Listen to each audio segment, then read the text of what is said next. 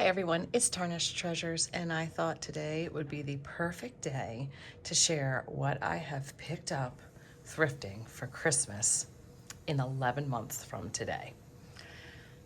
Also, it's snowing, our biggest snow that we have had in years. I think we have at least 9 inches so far, probably about 3 more hours of snow, and then I hear it's changing to sleet. So some of these things you have seen in thrift hauls in the past 4 months, and other things are brand new. I've been to antique stores and online and purchased things from my friends.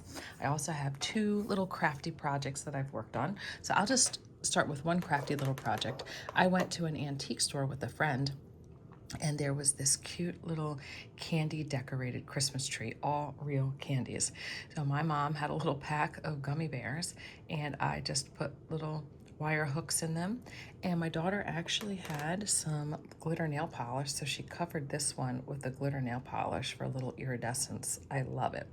So I've got some more gumdrops, and I'm on the hunt for different shapes, but that was a quick and easy one. And I thought, do I have to put glue on this?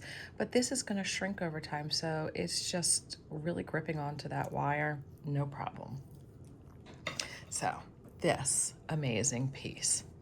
I love to collect sewing notions, and I have different categories for them. I've got like my fancy old ones, I've got ones that I use, ones that are just kind of for display because the ribbons are so old, ones for Christmas, ones for Halloween. So this one is a Christmas one. Now, this might be the original box that it came in because it fits pretty perfect. I don't know what that number means down there. So I'm gonna keep it in the box, but it is a brand new, very antique needle case. So brand new from 1906. It has this ribbon here, feels very silky. It could be silk, although in 1906, I wonder what, the materials that ribbons could have been made out of. It is a soft, it has to be kid leather because it's that soft, like those gloves you get. And then this is painted with holly. And holly, poinsettias, mistletoe, I just love them all. And I just thought that was really beautiful. Like an artist made this. The shape of the needle case is so cool. And on the inside, it has an original calendar. So it's got the Christmas tree, looks like candles on there, says 1906. It's sewn on, so it's kind of perforated the top, but it's still attached, but it's very fragile. And then the papers, those are actually really sturdy in there. And then we've got the felt. Doesn't look like a pin was ever put in it. So that's why I think that that's probably the original box as well. And just an easy, you could use this as a template to make a book. Almost looks like it might have been glued in a little, and then 2 holes to tie it together.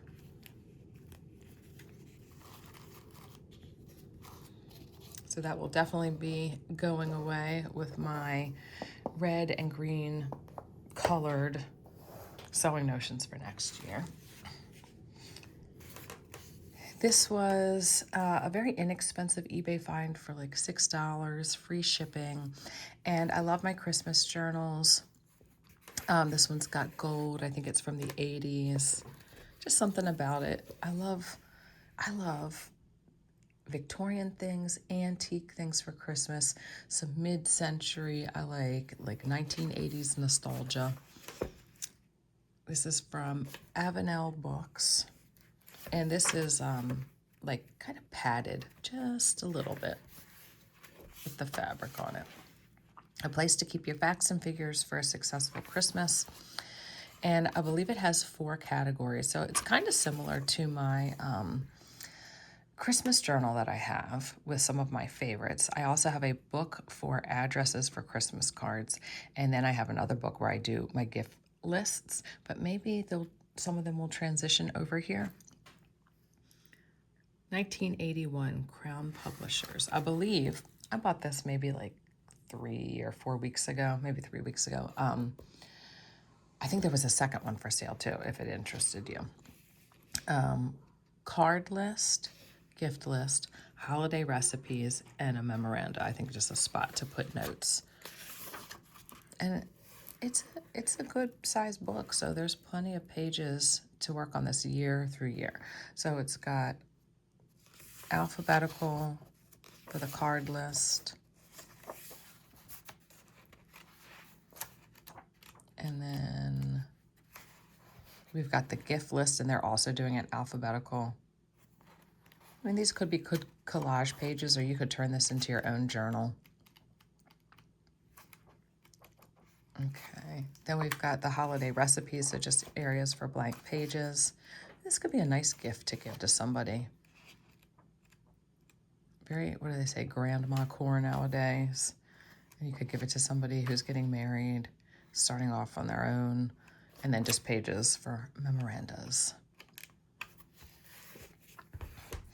Now from Mimi's Treasure Cottage, she had a after Christmas sale, and I picked up, I think like 2 or 3 things from her.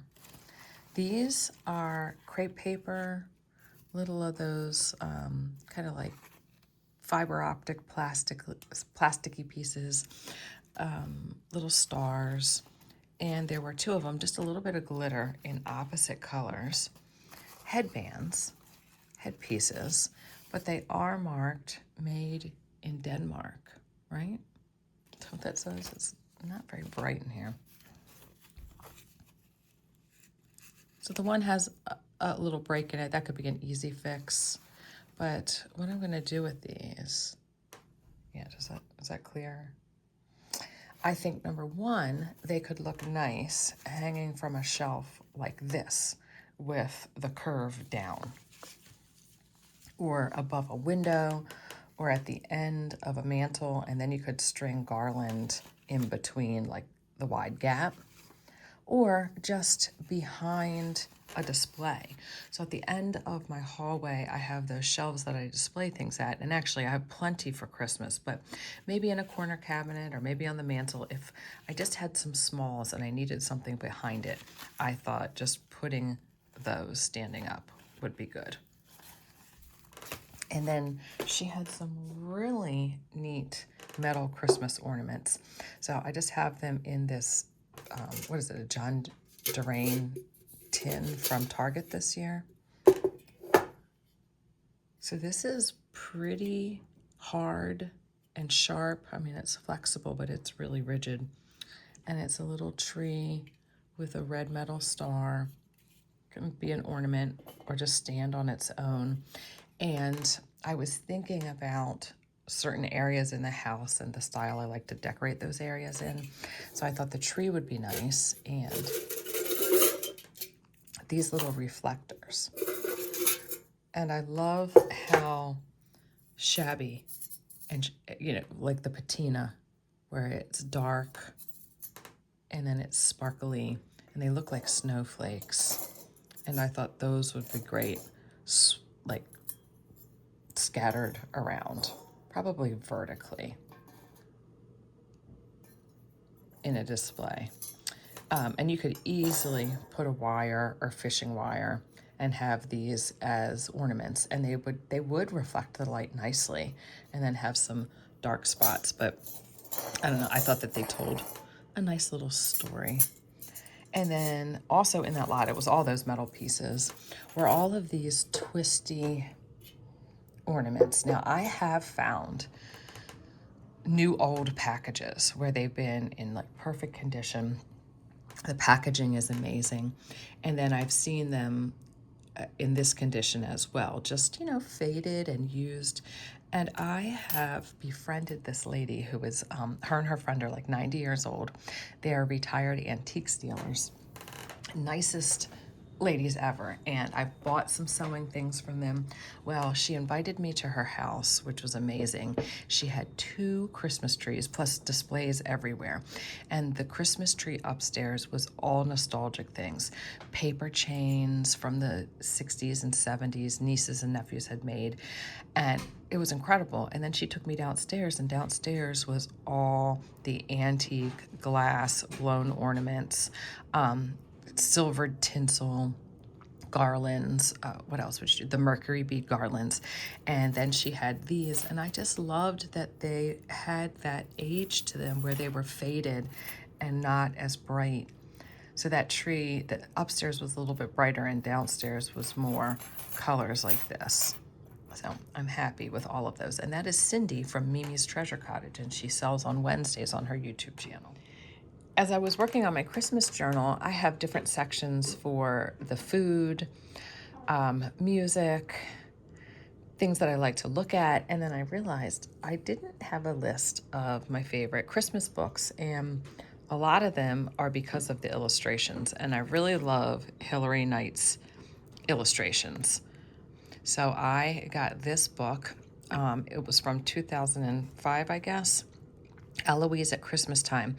The first editions back from 1955 are very expensive. This one was $35, and I could have got one for $5, but I got it because it is autographed, and you know, that might be the closest I can get to a drawing by this illustrator.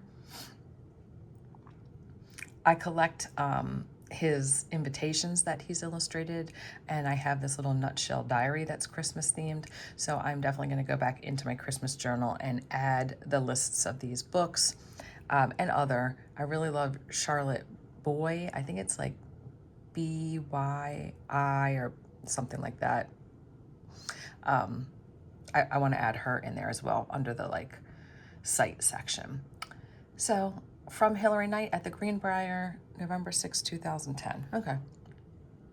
And the Greenbrier, I would love to go there.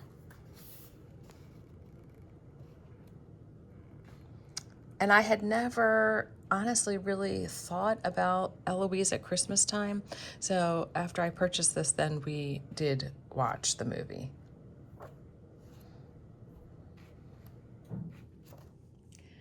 I think that I will make this video in several parts. I think these are basically the items that I haven't shared yet, although there could be more in my drawer that will show up in the next video. But I will end this with the other little craft that I was working on.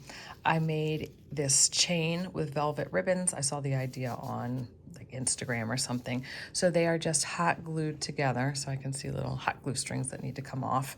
I've got fuchsia. Now, this was a gift from a friend, and this was purchased at like Marshall's after Christmas clearance. And then these, I think, were given to me.